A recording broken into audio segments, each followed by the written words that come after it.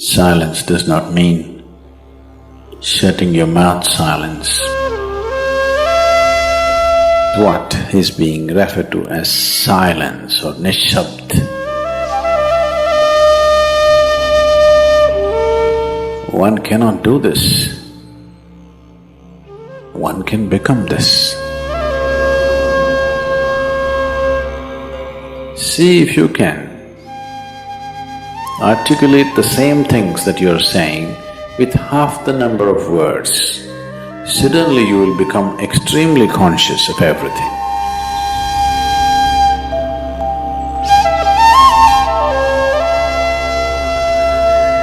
The wind makes its own sound, so does the water.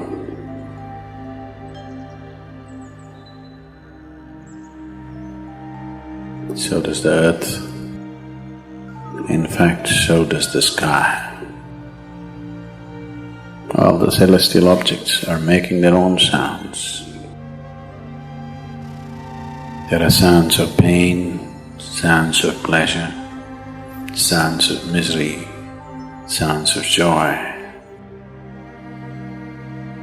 For everything there is a sound. In human life, it's very true. Sounds of life,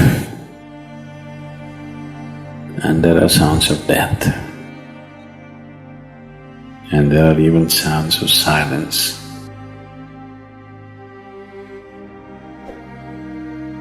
So this complex amalgamation of sounds, different kinds of sounds, creates different intent, different levels of compulsiveness, different levels of bondage, and different possibilities of entanglement.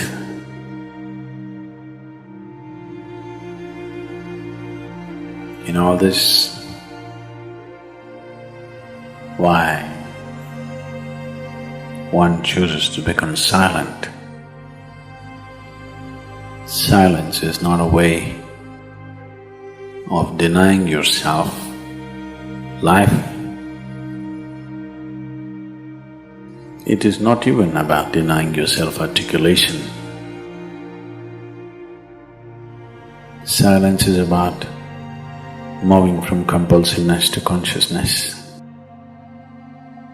All sounds represent different forms and different dimensions of compulsiveness. When one chooses to become conscious, not be entangled in the compulsive nature of the existence, he naturally chooses to become silent. Silence does not mean shutting your mouth silence, plugging your ears silence. You can sing in silence, you can dance in silence, you can even speak in silence, you can even scream in silence. You don't try.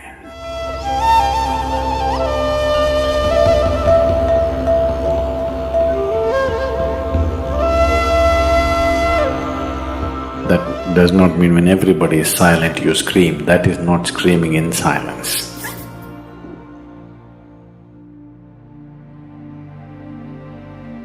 Because sound is of the surface, silence is of the core. It is only the surface which makes the sound. See, now the water is hitting the surface and making the sound. Deep down, there is no sound. That is so with life. On the surface, it is a very complex mesh of sounds, a maze of sounds happening. But at the core, there is no sound. There is no word for no sound in English language. We call it nishabd. that means absence of sound, a total absence of sound. Absence of sound means absence of reverberation. Absence of reverberation means absence of life. Absence of life means absence of creation. Absence of creation means absence of the Creator too. So a space which is beyond creation and Creator, a dimension which is beyond life and death, that is what is being referred to as silence or nishabd.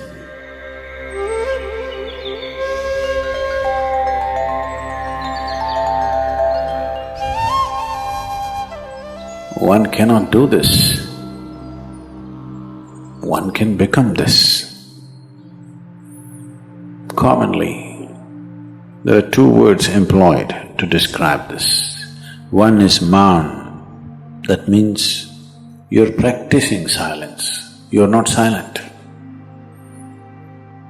You shut your mouth and you're remaining in maun. This is not nishabd.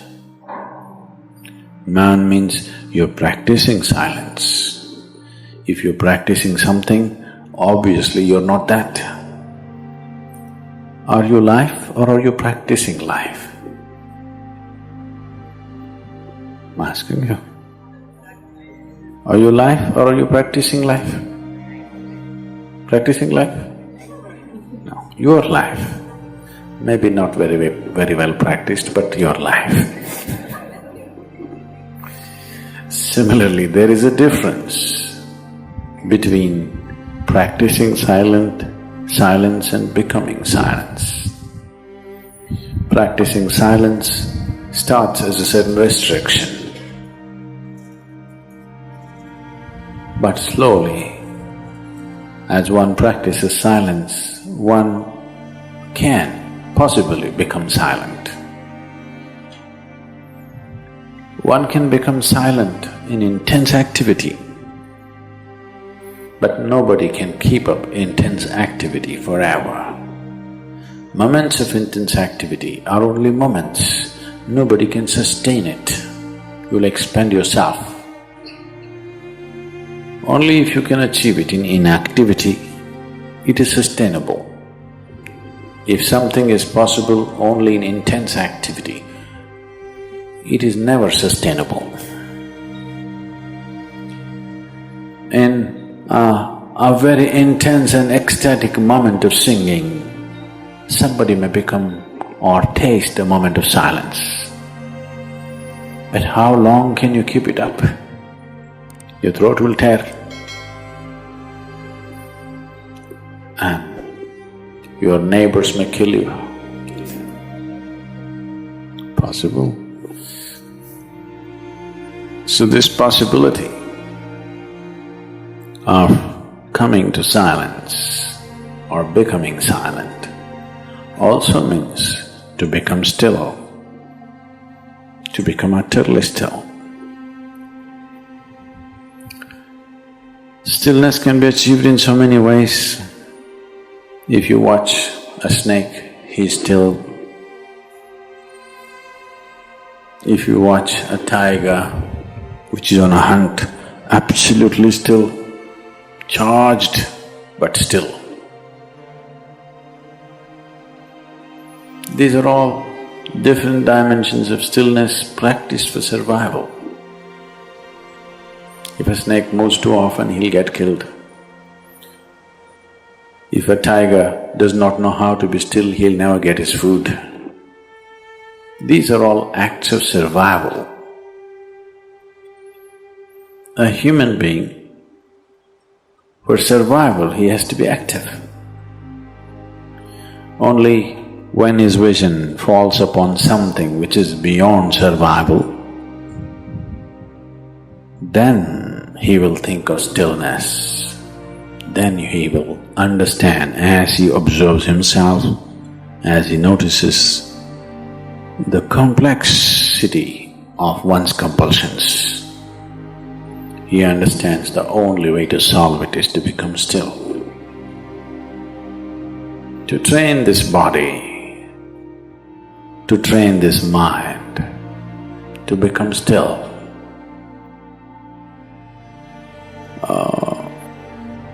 Take some effort.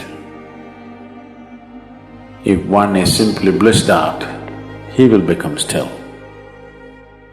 But otherwise one has to work. Bit by bit, one has to work to bring this body to absolute stillness. Most people cannot hold their body in one place for any length of time. They're all the time in moment.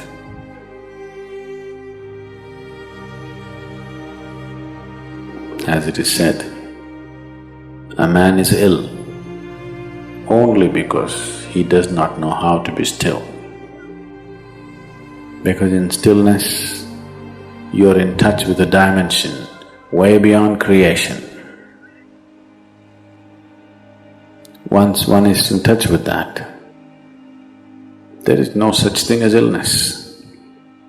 If I sit here and the body rots and falls down, still there is no illness, it's just there. Because in fact, when one becomes utterly still, he may not be able to hold on to the body unless he learns the tricks, the mechanism of the body. So why should I become still? Will I lose my body? Anyway, you will lose your body.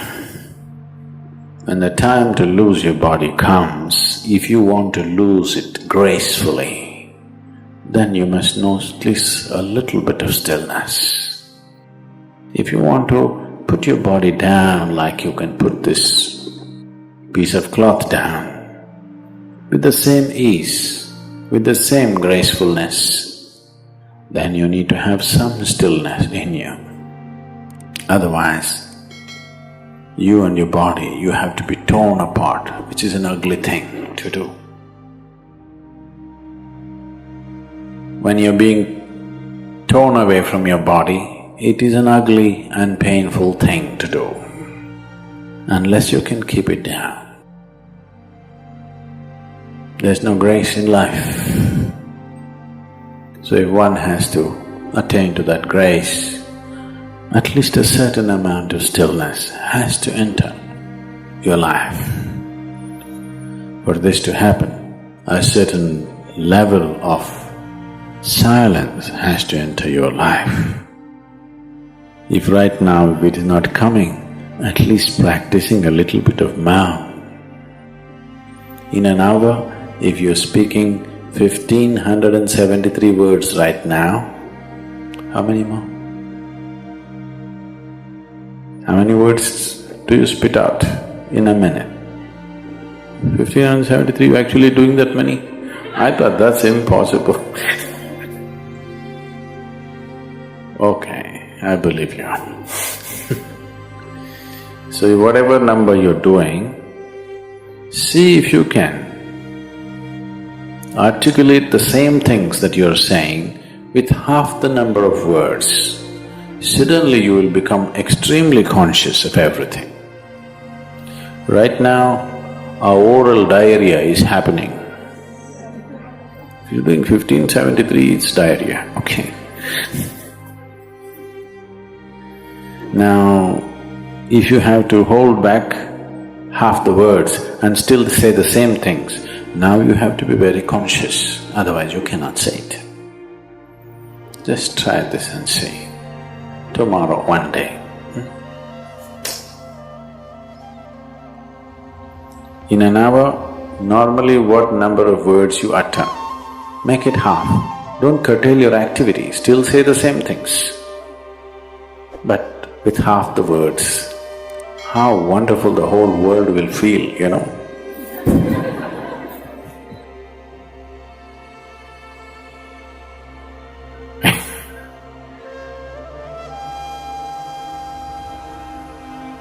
World will be a wonderful place, I'm telling you, tomorrow, if everybody does this. Many marriages will be saved.